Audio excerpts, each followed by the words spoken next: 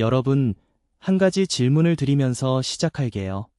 나를 배신하고 나를 구덩이에 던져넣고 심지어 돈을 받고 팔아버린 사람이 있다면 여러분은 그 사람을 용서할 수 있을까요? 사실 대부분의 사람은 그게 쉽지 않죠. 오랜 시간이 지나도 마음 한편에 상처가 남아있고 억울한 마음이 사라지지 않는 게 인간의 솔직한 감정일 거예요. 그런데 오늘 우리가 만날 이야기에는 바로 그 배신을 당한 사람이 등장해요. 그리고 그 사람은 우리가 상상하기 어려운 방식으로 반응합니다.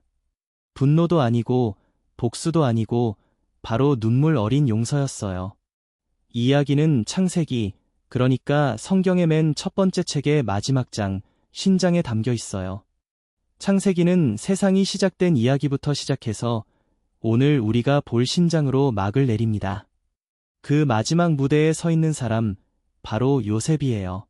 요셉이 누구냐고요? 잠깐 배경을 알면 훨씬 더 재미있게 들을 수 있어요. 요셉은 야곱이라는 사람의 12아들 중 하나였어요. 아버지 야곱이 요셉을 특별히 아꼈는데 그게 형들한테 엄청난 질투와 미움을 만들어냈어요. 결국 형들은 요셉을 구덩이에 던지고 이집트로 가는 상인들에게 팔아버렸죠. 노예로요. 자기 친동생을요. 그런데 하나님은 그 모든 어둠 속에서도 요셉과 함께 하셨어요. 요셉은 이집트에서 온갖 고생을 겪으면서도 결국 이집트의 총리 자리까지 오르게 됩니다. 말하자면 파라오, 그러니까 이집트의 왕 다음으로 가장 높은 자리예요. 그리고 오랜 시간이 지나 흉년이 들자 먹을 것을 구하러 이집트에 내려온 형들과 쭈더로 다시 만나게 되죠. 요셉은 형들을 용서하고 아버지 야곱과 온 가족이 이집트로 이주해서 함께 살게 됩니다. 자, 그게 지금까지의 이야기였고요. 오늘 우리가 볼 창세기 신장은 바로 거기서 이어지는 마지막 이야기예요. 함께 들어볼까요? 장면 하나. 아버지의 마지막 숨결 앞에서 이집트 땅 고센 지역. 야곱은 나이가 많이 들었고 몸은 점점 쇠약해지고 있었어요.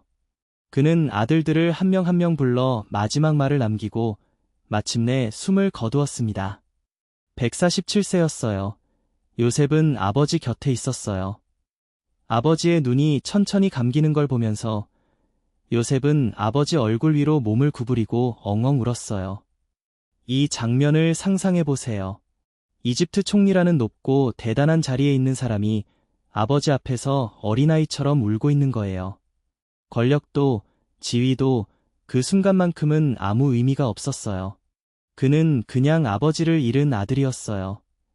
요셉은 의사들에게 명령해서 아버지의 몸을 정성껏 보존하게 했어요. 이집트에서는 죽은 사람의 몸을 특별한 방식으로 처리해서 보존하는 문화가 있었는데 이것을 미라로 만든다고 해요. 그 과정이 무려 40일이 걸렸고 이집트 사람들도 야곱을 위해 70일 동안 함께 애도했어요.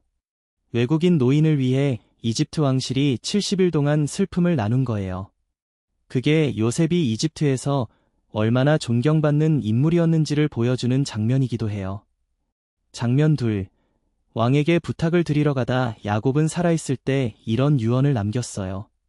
나는 이집트 땅이 아니라 내 조상들이 묻힌 가나안 땅에 묻히고 싶다. 요셉은 아버지의 그 소원을 꼭 이루어 드리고 싶었어요. 그런데 이집트를 마음대로 떠나려면 왕, 즉 파라오의 허락이 필요했어요. 요셉은 직접 파라오에게 달려갔어요.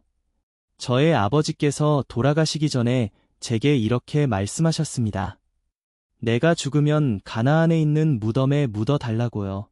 제가 아버지를 그곳에 모시고 장례를 마친 후 반드시 돌아오겠습니다. 부디 허락해 주십시오. 파라오는 허락해 주었어요.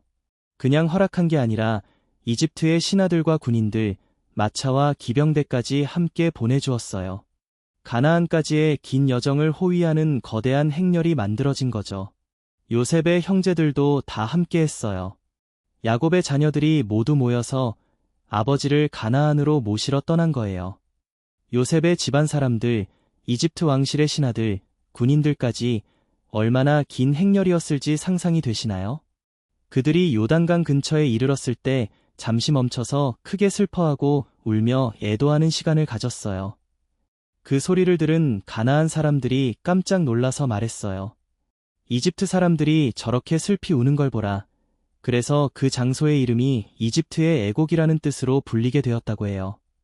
마침내 야곱은 아버지 아브라함, 어머니 사라, 아버지 이삭과 어머니 리브가, 그리고 자기 첫 번째 아내 레아가 묻혀있는 막벨라 굴에 장사되었어요.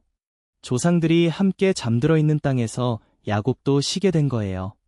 아버지의 소원이 이루어진 거예요. 장면 셋, 장례를 마치고 돌아온 형들의 두려움 장례를 무사히 마치고 요셉과 형제들은 이집트로 돌아왔어요. 야곱이 살아있을 때는 아무 문제가 없었어요. 아버지가 있으니까 요셉도 형들을 함부로 대하지는 않겠지 하는 암묵적인 안심이 있었던 거죠. 그런데 이제 아버지가 돌아가셨어요. 형들 마음속에 슬금슬금 불안이 올라오기 시작했어요. 우리가 예전에 요셉을 얼마나 심하게 대했는지 기억하는가? 구덩이에 던지고 돈 받고 팔았잖아. 요셉이 그걸 다 참고 있다가 이제 아버지도 돌아가셨으니 이번엔 우리한테 복수를 하려는 건 아닐까? 형들은 서로 모여 수군거렸어요. 그리고 요셉에게 전가를 보냈어요. 아마도 직접 얼굴을 마주하고 말하기가 두려웠나 봐요. 우리 아버지께서 돌아가시기 전에 이런 말씀을 남기셨어요. 요셉에게 전해다오. 내 형들이 너에게 저지른 잘못을 용서해 주어라. 그들이 악한 일을 하긴 했지만 제발 용서해다오. 라고요. 요셉, 우리가 잘못했어요. 우리를 종으로 삼아도 좋으니 제발 용서해 주세요. 이 장면을 읽으면서 뭔가 느껴지시나요? 형들이 야곱 아버지의 이름을 빌려서 용서를 구하고 있는 거예요.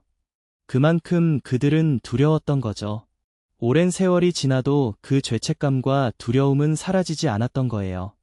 장면 넷, 요셉의 눈물 형들의 말을 전해 들은 요셉이 울었어요. 이 짧은 한 문장이 정말 많은 걸 담고 있어요.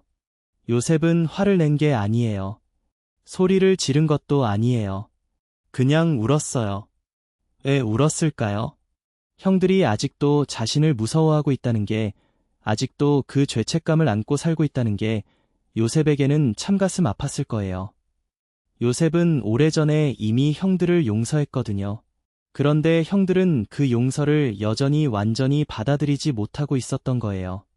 요셉은 형들을 불렀어요. 그리고 형들이 요셉 앞에 엎드리며 말했어요. 우리는 당신의 종입니다. 그때 요셉이 입을 열었어요. 두려워하지 마세요. 내가 하나님의 자리에 있는 것도 아니고요. 여러분들이 나에게 나쁜 일을 꾀했지만 하나님은 그것을 선한 일이 되게 하셨어요. 지금 이렇게 많은 사람들의 생명을 살리는 결과를 만들어내셨잖아요. 그러니 두려워하지 마세요. 내가 여러분과 여러분의 자녀들을 먹여 살릴게요. 요셉이 형들에게 다정하게 말하며 그들의 마음을 위로해 주었어요. 이 말이 정말 대단한 거 아시죠? 요셉은 자기가 겪은 고난을 하나님의 큰 계획 안에서 바라보고 있었어요. 형들이 나에게 나쁜 짓을 했지만 하나님은 그 나쁜 일을 통해서도 선한 일을 이루셨다 라고 말하는 거예요. 자신을 노예로 팔아넘긴 형들을 원망하는 게 아니라 그 모든 일 뒤에 하나님의 손길이 있었다고 믿는 거예요. 이게 바로 진정한 용서의 모습이에요. 상대방의 잘못을 눈감아 주는 게 아니라 그 아픔과 상처까지도 하나님의 이야기 안에서 재해석하는 것, 그게 요셉이 보여준 용서예요. 장면 5. 요셉의 마지막 말 세월이 흘렀어요. 요셉은 이집트에서 형제들의 자녀들, 손자들까지 보며 살았어요. 그리고 110세가 되었을 때 요셉도 마지막 때가 가까워졌음을 느꼈어요. 요셉은 형제들을 불러 모아놓고 이렇게 말했어요. 나는 곧 죽겠지만 하나님은 반드시 여러분을 돌봐주실 거예요. 그리고 하나님은 여러분을 이집트 땅에서 이끌어내서 아브라함과 이삭과 야곱에게 약속하신 그 땅, 가나안 땅으로 데려가 주실 거예요. 그때 나의 유고를 꼭 함께 가져가 주세요.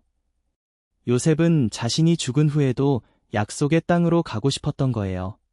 그 땅에 대한 믿음이 그의 마지막 말에 담겨 있었어요.